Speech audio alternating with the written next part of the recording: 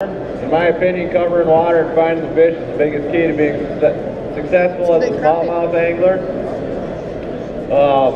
Typically, smallmouths live in very clear water, natural lakes, and you guys got a lot of them around here. They're a very visual predator. They do almost all their feeding exclusively with their eyes versus a largemouth that does a lot based off vibration, sound, and stuff like that. They typically live in dirtier water. But most of the smallmouths we target and find are in very, very clear water, 3 foot to 30 foot visibility. And the techniques I'm going to show you work pretty well year round, some a little better other times of the year. But I'll run you down through my setups and I'll get up on the tank in a little bit and show you how to work all the stuff. A jerkbait is probably the best way to catch a fish when the water's very cold, 40 degrees, right when the ice comes off the lake, up into the 50s. It's hard to beat a jerkbait bite that time of year. This particular one is a Rap Shadow Wrap. It's a deep version. I prefer the deep version over the shallow version. Another thing I like about this bait, it has 3 hooks on it, and I prefer that when smallmouth fishing. When you fish for largemouths, they have a big mouth. They're called largemouths. They're going to inhale your whole bait. It's easy to hook. Smallmouths will typically kind of T-bone your bait. They can't get the whole thing in their mouth very well, so having that 3rd hook on there helps a lot. And one thing I really like about this jerk, it sits with the nose down. And that's really key for hooking percentage. A lot of jerkbaits you get will sit perfectly parallel or horizontal. And when a smallmouth comes up and slaps at the back of it, there's really only one hook you can really get when he comes and takes a swipe at it. And having a jerkbait that sits nose down kind of exposes them to all 3 of those hooks if he comes and takes a swipe at it from behind. It's greatly going to increase your hookup ratio and your landing percentage. The setup I use for this is a 6 foot 9 inch medium light rod. I designed this one for jerkbait fishing exclusively. It doubles well as a light top water rod, but this is one of the only techniques I prefer a shorter rod for. Most everything else I use is 7 feet and above. But when you're working a jerkbait, you're typically jerking it with the rod tip down, and that shorter length allows me to not hit the water with my rod tip, not hit the boat. If you're a tall guy, you can fly with a 7 foot rod, but I'm an average sized guy and 6 foot 9 inch fits me perfect. Fishing almost exclusively on 10-pound fluorocarbon. It's got a nice balance of stretch and thin diameter so I can get depth out of my bait. And then jerkbaits are typically hard to throw. They're not super aerodynamic and weighted really well where they cast. They're fairly light. I use SB spool Daiwa reels for all my jerkbait fishing, and a 6:3 to 1 gear ratio. And like I said, spring of the year is the time when this bait shines, 40 up into the mid 50 degree water, but I'll fish this bait year round. I see a lot of people put them down after the spring, and I'll catch a lot of fish in the summer on it. It's a bait I can cover a ton of water with. I can make a long cast with the SB spool, and like I said, finding the fish is the biggest key to smallmouth fishing. They're really aggressive. If you're not getting bit, you're essentially not around them. So that's one tool I use.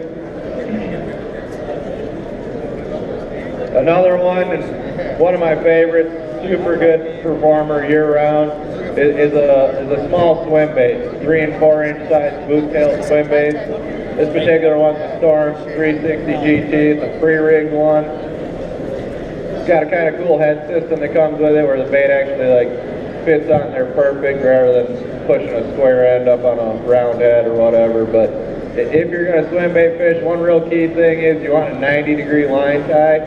That hook coming straight, or that line tie coming straight out of the top of the head. That's going to increase your hookup percentage. This is a real easy technique to catch fish on. It's pretty much straight cast and winding. Anybody can do it. Throw it out there, slow roll it back to the boat. Use a 6:3 to 1 gear ratio reel. Allows me to keep better pace on the bait. And I like a longer rod for this, 7.3 to 7.6. When you're fishing clear water smallmouth, casting distance is going to be critical. The further you can cast, the more fish you'll catch. Plain and simple, no questions asked. Light line again, 10 to 12 pound test fluorocarbon. Use almost exclusively either braid to a fluorocarbon leader or straight fluorocarbon anytime we fish in clear water smallmouth. They can't see it as well and you get a lot of light stuff. But a very simple technique, pretty much just straight cast and line and we'll catch them year round. It's one of the most realistic baits we can throw at a fish. It's a simple jig head with a boot tail swim bait on the back of it. And for this I like real natural colors, your shad colors, translucent colors, even a little white. With the jerk bait, I prefer a natural shad color in the cold water. And then in the summer I'll get into more chartreuses and oranges. Just shows up a lot better in that clear water. It's more of a reaction bite. And the last one I use for covering waters is one of my absolute favorite techniques for catching smallmouth bass. It's a small marabou jig. These were real popular, you know, most of our grandparents were throwing something real similar to this. And it kind of got lost in the waves, and when all the fancy hard baits came out, the drop shot rigging and stuff like that, it hasn't been thrown a lot in the last 20 years, but it's really coming back. It's another real simple technique, pretty much just cast and retrieve. All these techniques I use are for essentially covering water and locating fish. You know, I might end up catching a lot more fish on a drop shot or a wacky rig Senko or a tube, but I'm not even going to pick up any of that stuff until I've located a school of fish. I'll use that to catch the rest of the less aggressive fish. But your setup is absolutely critical to this, more important than any other technique. It's another rod. I actually designed this rod for hair jig fishing. It's a 7-foot 6-inch medium light spinning rod. These marabou jigs are very difficult to cast. I fish them 16th ounce, 3/32 a lot of the time, and I never throw anything over an 1/8 of an ounce. So the long rod with a really nice soft tip on it allows me to cast the bait further, and the line's critical. I just grabbed this reel. I don't have it set up properly, but I'll fish it with 6-pound braided line. Using that really light braid is critical for making those long casts. And then I'll attach an 8-pound fluorocarbon leader. But the line is probably the most critical thing to the whole setup. And another thing I do, I'll add a little piece of, I don't know if most of you can see this, but I'll add a little piece of Senko to the back of it. That's going to increase the weight and allow me to cast that bait a little further. It doesn't stick out past the hair. This isn't a trailer. The fish don't see it when it's in the water. It's simply to aid for casting distance. And I'll use Senkos and wacky rigs and they get tore up in the middle after 1 fish, 2 fish. I keep all of those, just cut off the last little 1/2 inch, 3/4 of an inch, and keep them for hair jig trailers. So, I'm going to jump up on the tank now and show you how to fish these baits in the water and talk to you a little more about seasonal stuff as well. We'll start out with the jerk bait. Like I said, the beginning of the year, early spring, as soon as that ice comes off the water, smallmouths tend to winter in fairly deep water out off the breaks, and they like to get shallow as soon as they can. Up in the North Country, our winters are long, and the spawn comes fairly quick. So those fish are gonna, like I said, they're gonna winter in really deep water. But as soon as that ice comes off the lake, the fish will start pulling up on the flats, warming up, starting to feed, preparing for the spawn. On a lot of the flats they're going to spawn on, but the biggest key for me early in the spring is the wind. In clear water, wind is your friend. I'm always going to fish the windiest bank, the windiest points. I know a lot of people avoid them. You want to be in the calm water. It's a lot nicer, more pleasant, easier to fish, but I'm going to exclusively look for the windiest part of the bay, the windiest part of the lake, and that's where I'm going to focus all of my energy. In the spring, the air is a lot warmer than the water, so especially when you get on the Great Lakes, big water, it gets really, really cold in the winter.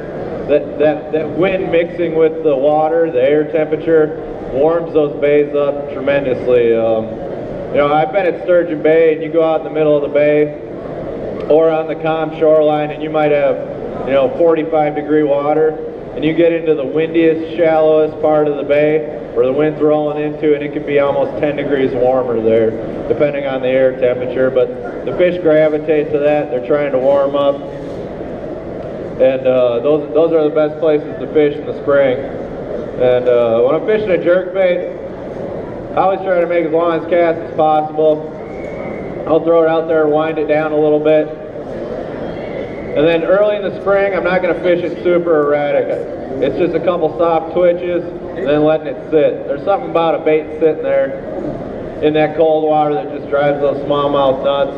And basically, the retrieve I use on a jerkbait is going to be dictated by the water temperature. The warmer it is, the faster I'm going to fish it. But in the cold weather months, it's just a couple jerks and let it sit.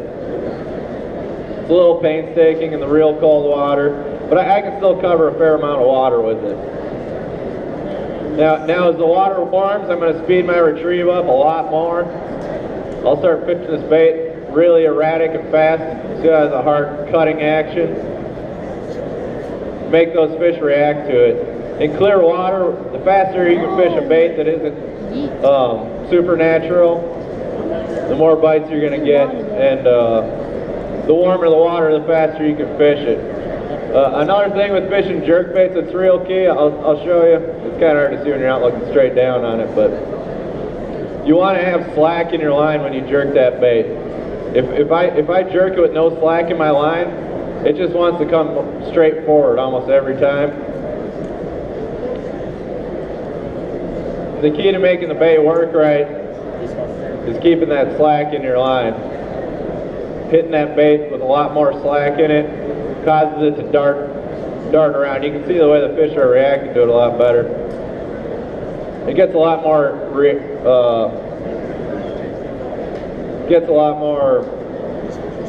kind of crazier action, cuts harder, makes the fish react a lot more. The key when you're jerking it, you have to say I got a little slack in my line. I'm swinging the rod a lot, but I'm not getting tight on it till down here. And then as soon as I get tight on it, I'm kicking that rod back towards it. When you get enough where you just pull that bait a little bit, throw the slack back in it, that allows it to dart side to side and get that erratic action that drives smallmouth nuts.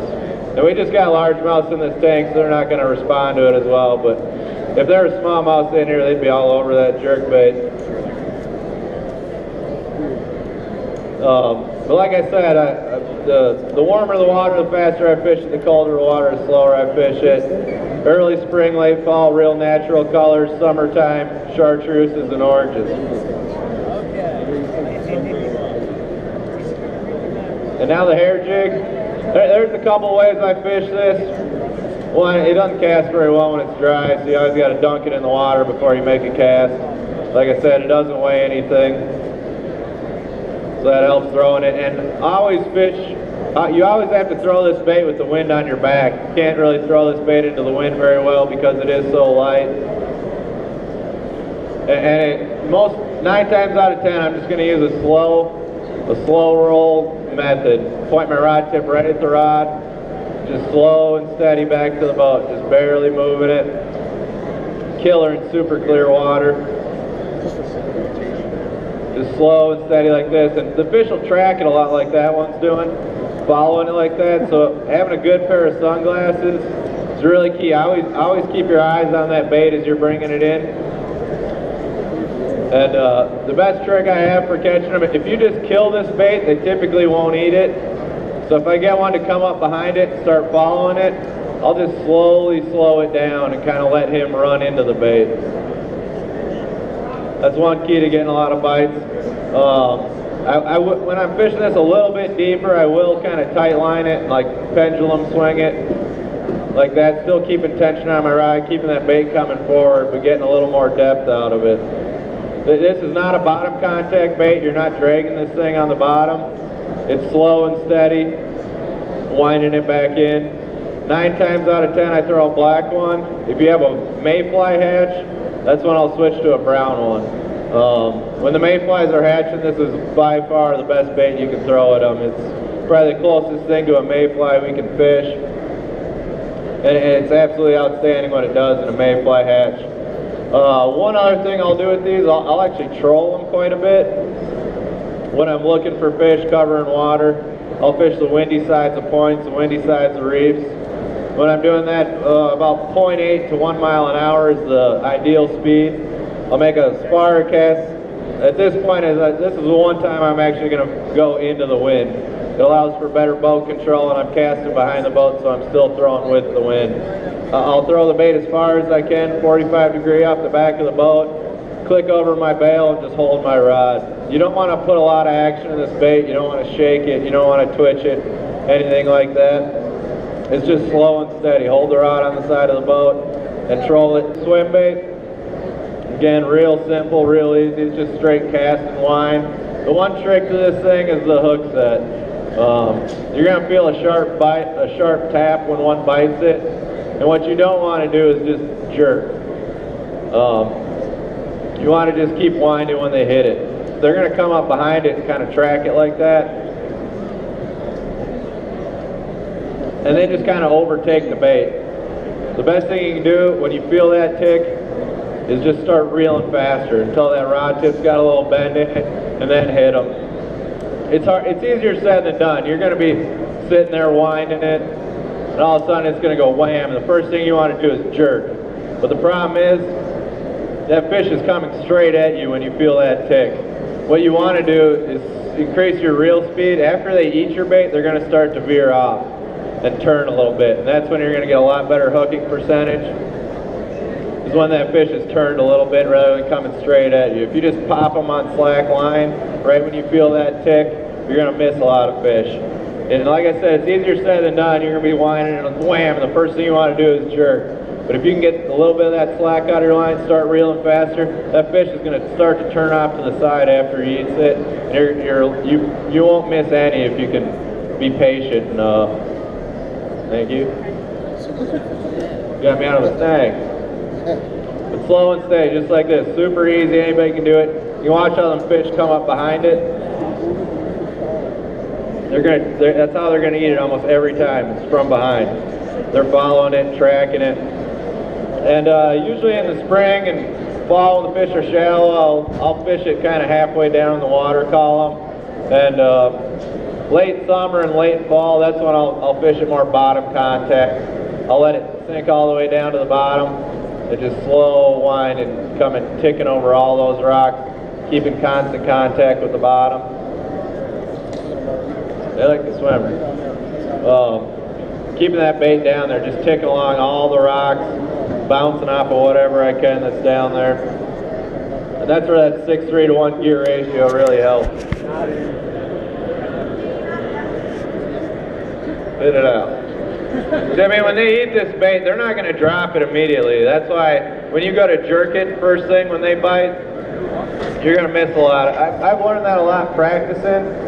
When you get a bite like this and you try to shake him off and you're pre-fishing for a tournament, he won't spit it out, I think a lot of us set the hook too quick when we're fishing in a tournament. You're all amped up, you get the bite, and you want to cross their eyes right when they do it, but I've learned this when I've been practicing a lot, and I'm trying not to catch the fish. You know, I'll pitch a jig in somewhere and one will bite it. And the amount of time it takes to get them to actually spit it out when you don't want to catch them is unbelievable. They'll swim around with that thing for 5 to 10 seconds within their mouth, and you're shaking your rod trying to get them to spit it out. Fish will hang on to a bait a lot longer than you think they will. But like I said, natural colors are really good with this, and the light line's key too.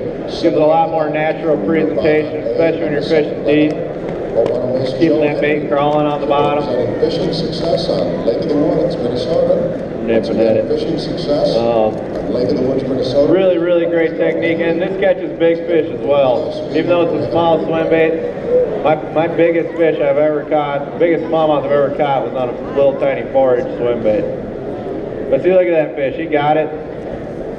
He's just swimming around with it now, trying to decide if he wants to swallow it or not. But like I said, you don't have to set the hook immediately when one bites it. You're going to end up missing a lot of fish that way. Let go.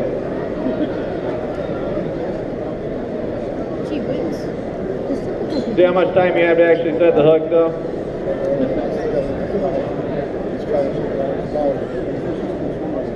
Come on.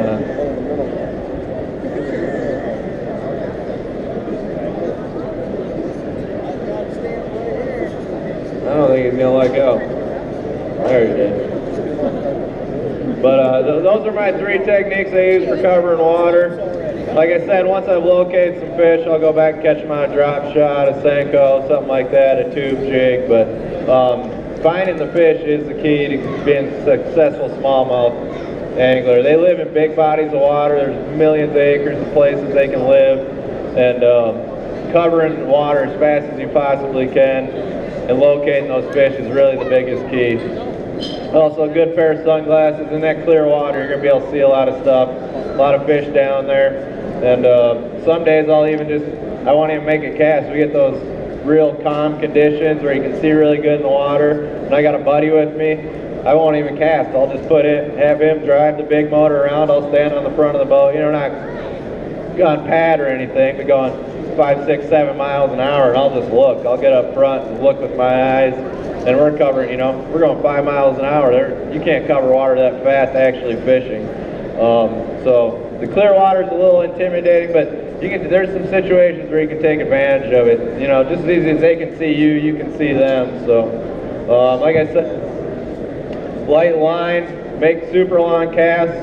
I always fish with the wind at my back. I can be a little more subtle or a little more sneaky, not spook the fish. I'm making longer casts, and like I said, the further you cast, the more smallmouths you'll catch in gym clear water. No doubt about it.